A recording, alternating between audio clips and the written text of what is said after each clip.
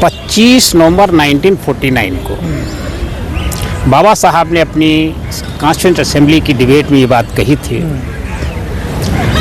कि राजनीतिक डेमोक्रेसी जो है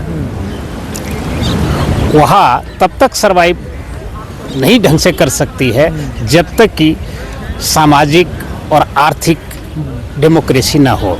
इसका मतलब कि राजनीतिक तो बराबरी लोगों को मिली, लेकिन जो सामाजिक बराबरी, आर्थिक बराबरी वह आज भी नहीं है, जो आपने प्रश्न पूछा है। और बाबा साहब ने ये जो पॉलिटिकल डेमोक्रेसी की बात जहाँ पर कही थी, उन्होंने कहा कि वन वोट वन वैल्यू, वो आज भी है, लेकिन अब वन वोट कहाँ कन्वर्ट हो रहा है, कैसे कन्वर्ट हो रहा है, एक ही चिंता का विषय है। 75 साल हो गए सर संविधान को, हाँ। क्यों नहीं आई समानता, आखिर कहाँ कमी रहेगी सर? देखिए, बाबा साहब ने और जो भी संविधान में जिन लोगों का योगदान रहा, उस डिबेट में बहुत लंबा डिस्कशन के बाद, बहुत सारे सेशंस के बाद जब ये संविधान तैयार हुआ तो उसमें यही सोच को लेकर के ये तैयार हुआ था कि भारत का सर्वांगीण विकास इस अगर संविधान को लागू कर दिया गया तो हो जाएगा। और आपने प्रश्न किया कि 75 सालों में अभी तक ऐसा क्यों नहीं हो पाया है, उसका जहाँ तक मैं समझता हूँ कि संविधान में जो विधायिका, कार्यपालिका, न्यायपालिका को जो जिम्मेदारी दी गई थी, वह जिम्मेदारी सही तरीके से अपनी निभा नहीं पाए हैं। अगर वो तीनों अंग अपने दायित्वों को भारतीय संविधान में रखते हुए और भारतीय संविधान के एक एक आर्टिकल को अगर देखा जाए, उसका सही अनुपालन किया होता तो ये देश बहुत ही आगे बढ़ गया होता, बहुत आगे बढ़ गया होता, ये बल्कि विश्व में सबसे ऊपर होता। ये संविधान वादी सत्ता में नहीं रहे, ये भी एक कारण रहा।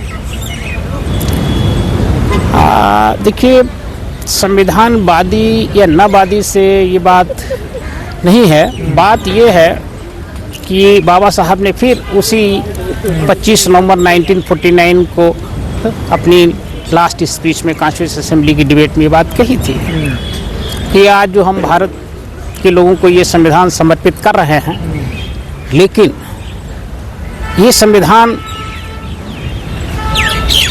अगर कितना भी अच्छा हो, अगर उनको लागू करने वाले लोग अच्छे नहीं होंगे तो वह अच्छा साबित नहीं होगा। और बाबा साहब ने ये भी कहा कि संविधान चाहे जितना बुरा भी हो, खराब भी हो, अगर उसको लागू करने वाले लोग अच्छे होंगे तो ये निश्चित तौर पे अच्छा संविधान साबित हो सकता है। तो ये तो लोगों की नीयत पर डिपेंड करता है, जो उनके लागू करने वाले लोग हैं, और लागू करने में ये तीनों अंग जो हैं उनकी जिम्मेदारी है। और इसमें कहीं ना कहीं कमी रही है, निश्चित तौर पर कमी रही है, जिसकी वजह से ये नहीं हो पाया। जो मौजूदा सरकार है उसके कुछ समर्थक, कुछ साथी बार बार ये कहते हैं कि संविधान को बदल देना चाहिए। जो लोग संविधान बदलने की बात करते हैं वह पूरी तरीके से गलत और किसी मानसिकता से प्रेरित लगती है। संविधान अपने आप में जो बनाया गया है इतना उत्तम संविधान है कि विश्व में इससे बढ़िया और कोई संविधान है ही नहीं। और जो बदलने की अगर बात आपने प्रश्न किया है, उसके बारे में बताना चाहूँगा कि भारत में जब संविधान ये नहीं था, उससे पहले ब्रिटिश इंडिया गवर्नमेंट का शासन था, उससे पहले मुगल्स रहे और राजा महाराजा रहे। तो राजा महाराजाओं के समय में और पुराने ज़माने में ये सारे का सारा जो सिस्टम था, लीगल सिस्टम इंडिया में नहीं था। तो वहाँ लागू करने के लिए, न्याय देने के लिए एक जो मनुस्मृति है वह न्याय उनका विधान था उस समय का, और वो गैर बराबरी पर आधारित था। तो इसलिए वहाँ पर जहाँ समानता नहीं थी, असमानता थी, तो बाबा साहब ने जो अध्ययन करके कई देशों के संविधान का, और बाबा साहब भगवान बुद्ध से ज़्यादा प्रेरित थे, तो भगवान बुद्ध का जो संदेश था वो मानवतावादी संदेश था, सभी के कल्याण की बात थी। तो बाबा साहब ने अपने इस संविधान में भगवान बुद्ध के दर्शन को दर्शाया है कि भाई देश में हर एक इंसान जो है बराबर है और सबको बराबर का हक मिलना चाहिए। और जो लोग बदलने की बात करते हैं वह मुझे ऐसा लगता है कि शायद वह देश का विकास नहीं चाहते हैं और वह कुछ ही लोगों का विकास चाहते हैं, जो कि मेरे हिसाब से उचित नहीं है। सर, अगर जरा सोचा जाए, अगर संविधान नहीं होता तो क्या आज मैं और आप क्या इस प्रांगण में खड़े होकर बात कर पाते? बहुत बढ़िया बात आपने कही। ये संविधान की ही देन है कि जो आज हम इस प्रांगण में खड़े हुए हैं। आज हम सुप्रीम कोर्ट में एडवोकेट ऑन रिकॉर्ड हैं, वकालत कर रहे हैं। और हम ही नहीं बल्कि इस देश के अंदर जितने भी प्रधानमंत्री हुए, मुख्यमंत्री हुए, गवर्नर हुए, जजेज हुए, चीफ जस्टिस हुए, राष्ट्रपति हुए, मेंबर ऑफ पार्लियामेंट हुए, एमएलएज हुए, ये सारा का सारा जो देन है वह भारतीय संविधान की देन है। अगर ये भारतीय संविधान नहीं होता तो यहाँ पर जो है कोई प्राइम मिनिस्टर भी नहीं बन सकता था, कोई राष्ट्रपति भी नहीं बन सकता था और कोई जो है चीफ जस्टिस ऑफ इंडिया भी नहीं बन सकता था। तो ये भारत के संविधान की ही खूबी है कि जो इतना बड़ा सिस्टम दिया है, इतना बड़ा स्ट्रक्चर दिया है कि जिसकी वजह से हम लोग जो है स्वतंत्र हैं और हर एक को अपनी बात रखने का अधिकार है। उस समय तो किसी को अपनी बात बोलने का तक का अधिकार नहीं था, पढ़ने लिखने का अधिकार नहीं था, कपड़े पहनने का अधिकार नहीं था। तो आज जो तरक्की हुई है, आज हम सब लोग जो अच्छे अच्छे कपड़े पहन रहे हैं, अच्छा अच्छा खाना खा रहे हैं, अच्छी अच्छी नौकरियों में आ रहे हैं, अच्छे अच्छे पदों पर जा रहे हैं, ये सिर्फ और सिर्फ अगर हुआ है संभव तो वो बाबा साहब के संविधान की बदौलत ही हुआ है।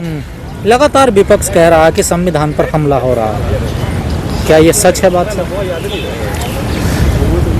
देखिए, मैं यहाँ पॉलिटिकल आदमी तो हूँ नहीं, लेकिन ये बात सच है कि किसी न किसी रूप में संविधान पर हमला हो रहा है।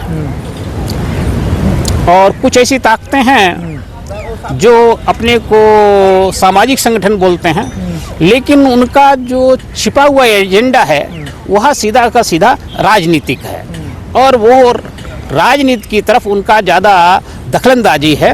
और मौजूदा जो सरकार है उसमें उनका दखलंदाजी ज़्यादा बढ़ गया है। को हिंदू राष्ट्र बनाना ये भी तो एक संविधान पे हमला है ना सर? देखिए, बिल्कुल हमला है। अगर कोई हिंदू राष्ट्र की बात करता है तो इसका मतलब है कि वो भारतीय संविधान का विरोधी है और भारतीय संविधान का अपमान कर रहा है। उसके खिलाफ तो तुरंत कार्रवाई होनी चाहिए। जो उन्होंने कहा कि SC/ST एक्ट खत्म कर देना चाहिए और आरक्षण को खत्म कर देना चाहिए,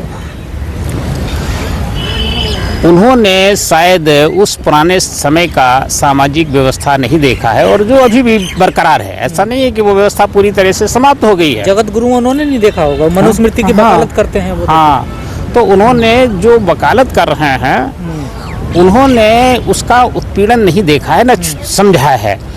अगर वह इसी समाज में होते, अगर उनको कह दिया जाए कि आज से आप लोग जो है जूता गांठने का काम करोगे, मतलब बड़े और सबसे निचले स्तर पर रहोगे। हाँ, और जो आप सारे देश के जो टॉयलेट साफ करने का काम है आप लोग करेंगे और देश की जो सारी सफाई है वो सारा काम आप करेंगे और देश का जो शिल्पकार का काम है वो सारा आप करेंगे, तब उनको महसूस होगा कि भाई ये तो जो हम बात कर रहे हैं वो सरासर गलत है। और इसी व्यवस्था जो बनी थी उसको दुरुस्त करने के लिए ही ये SC/ST एक्ट 1989 में लाया गया कि भाई इनको जो है एक स्पेशल एक्ट लाया जाए, इनके लिए स्पेशल कोर्ट्स बनाई जाए, जिससे कि ये जो वर्ग है जिसको सही माने में न्याय नहीं मिला है उसको न्याय मिले। और जो आरक्षण खत्म करने की बात करते हैं, हम भी कहते हैं खत्म कर दीजिए आरक्षण, आरक्षण की हमें कोई आवश्यकता नहीं है। लेकिन आरक्षण जो है भाई जिसकी जितनी संख्या उसका उतनी हिस्सेदारी, इस मुल्क में जिसकी जितनी जनसंख्या है, अभी सर्वे नहीं हो पाया है, प्रेजेंट सर्वे सेंसस है, जनगणना अगर जनगणना हो जाए है, और जनगणना में जो तथ्य सामने आए है, उसके हिसाब से जो है सबको बांट दीजिए। क्या जो लोग दुनिया का सबसे खत्म कर दीजिए आरक्षण। हाँ, जो लोग दुनिया के सबसे अच्छे संविधान को गलत बताते हैं या उसे बदलने की बात करते हैं, ख़त्म करने की बात करते हैं, क्या उनको इस संविधान में विश्वास नहीं है? क्या वो ऐसी व्यवस्था नहीं चाहते हैं? लेकिन जो भी लोग इस तरह की बात करते हैं वर्तमान समय में, है ना, क्योंकि वर्तमान में जो भारतीय संविधान है और भारत के जो कानून हैं वो लागू हैं, और अगर कोई भी व्यक्ति इस तरह की बात करता है भारत के संविधान के विरुद्ध या भारत के कानूनों के विरुद्ध, वह देशद्रोही है, राष्ट्रद्रोही है, राष्ट्र के खिलाफ बात कर रहा है। उसके खिलाफ राष्ट्रद्रोह का मुकदमा होना चाहिए अगर कोई व्यक्ति इस तरह की बात करता है। तो आज कई कार्यक्रम हैं पूरे देश में, और आप देखिए कि सुबह यहाँ पर जो है सुप्रीम कोर्ट के अंदर संविधान दिवस मनाया गया, जिसमें सुप्रीम कोर्ट के चीफ जस्टिस, सारे जजेस और इवन की भारत के बाहर से आए हुए कई चीफ जस्टिस जजेस यहाँ मौजूद थे, और जिसमें हमारे जो भारत के कानून मंत्री हैं, जो स्वतंत्र प्रभार मिला हुआ है उनको, अर्जुन राम मेघवाल जी, वो भी पधारे हुए थे। तो संविधान दिवस जो है पूरे देश में मनाया जा रहा है, और सरकार भी हर जगह संविधान दिवस मना रही है, यह बहुत अच्छी बात है। पर कुछ लोग कहते हैं हमें क्या दिया संविधान ने सर, उन लोगों को क्या कहोगे आप? ऐसा है कि जो लोग इस तरह की बात करते हैं ना कि संविधान ने हमें क्या दिया है, उनको शायद पता नहीं है कि आज अगर आप जिंदा हैं तो संविधान के बदौलत ही जिंदा हैं। अगर ये संविधान नहीं होता तो शायद आप सही मायने में जिंदा भी नहीं रह सकते थे। उन्होंने कभी संविधान पढ़ा ही नहीं है, जो लोग इस तरह की बात करते हैं। उन्होंने तो सिर्फ जो है कुछ और पढ़ा है, और वो उसी तरफ जो है उनका सिर्फ ध्यान जाता है, और अब संविधान की तरफ ध्यान नहीं जाता है। और मेरा तो ऐसा मानना है कि हर एक बच्चे को, हर एक गांव से लेके शहर तक, हर एक जगह जो है भारत का संविधान पढ़ाया जाना चाहिए, जिससे कि जानकारी हो। और हमने भी आरक्षण की बात करी, और अभी जो 2 दिन पहले तक सीजेआई गवई साहब थे, सामाजिक आधार पर तो अभी कोई खास अंतर नहीं है, लेकिन आर्थिक आधार पर जरूर अंतर है। और सामाजिक आधार पर मैं समझता हूं कि अगर गवई साहब ने ये बात कही है तो वो क्रीमी लेयर को कह रहे थे, आपने भी सुना? हाँ, तो जो बात उन्होंने कही कि भाई गांव का है या ट्राइबल है ना, और उसको जिसको लाभ नहीं मिल पाया है उसको लाभ मिलना चाहिए। लेकिन यहाँ पर जो सबसे महत्वपूर्ण बात ये है कि जिन लोगों ने हजारों वर्षों तक,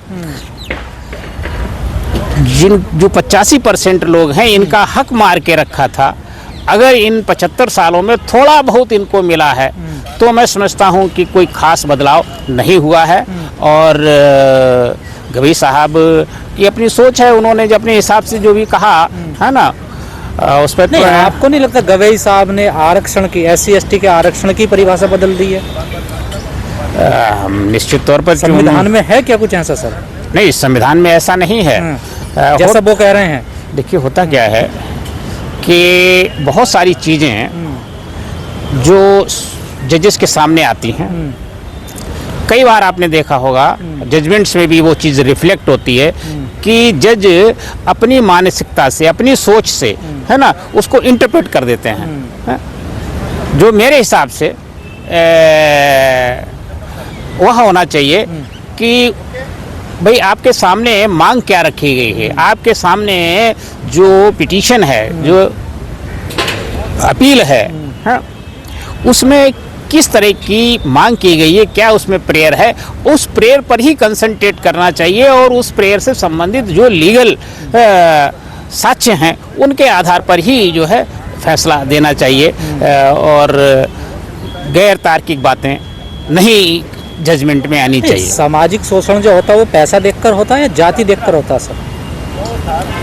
देखिए, सामाजिक शोषण जो होता है वह निश्चित तौर पर, है ना, जाति देखकर हो रहा है। और तो आरक्षण ये भी जाति जाति से मिलना चाहिए ना सर, देखिए। बिल्कुल मिलना चाहिए, बिल्कुल मिलना चाहिए। और जब तक ये व्यवस्था नहीं खत्म होती, क्योंकि इस व्यवस्था को खत्म करने के लिए कोई भी आगे नहीं आ रहा है। कोई भी ये नहीं कहता है कि भाई जो भारत में जाति व्यवस्था है ये सबसे खराब व्यवस्था है और ये खत्म होनी चाहिए है? और ये व्यवस्था अभी बहुत ज़्यादा बढ़ती जा रही है। मैं आपको बताऊं, अपने एक पार्क में टहल रहा था सुबह सुबह है, तो एक सज्जन चल रहे थे हमारे साथ साथ और पूछने लगे, सर आपका नाम क्या है? नए आए हुए थे उस पार्क में, तो मैंने बताया मेरा नाम शांति प्रकाश है। तो कहने लगे सर आगे? मैंने कहा आगे से क्या मतलब है? भाई मैं शांति प्रकाश एक इंसान है। नहीं नहीं हमारा ये मतलब नहीं था, मैं तो समझा कि शायद आप जो है ना वो गुप्ता जी हैं। तो आप ये देखिए कि जो भारत में जातीय सिस्टम है, मनुष्य की जो पहचान है ना वो सिर्फ जाति से है। इन आप कितने भी काबिल हैं, कितने भी लायक हैं, कुछ भी हैं, कितने भी आप योग्यता रखते हैं, लेकिन वह सामाजिक व्यवस्था के सामने धराशायी हो जाती है, खत्म हो जाती है। आज के इस शुभ अवसर पर मैं सभी देशवासियों को भारत के संविधान दिवस की बहुत बहुत शुभकामनाएं देता हूं और कामना करता हूं कि भारत का संविधान उनके जीवन में एक तरक्की लाए, उन्नति लाए और उनको न्याय दिलाए, ऐसी मैं उम्मीद करता हूं।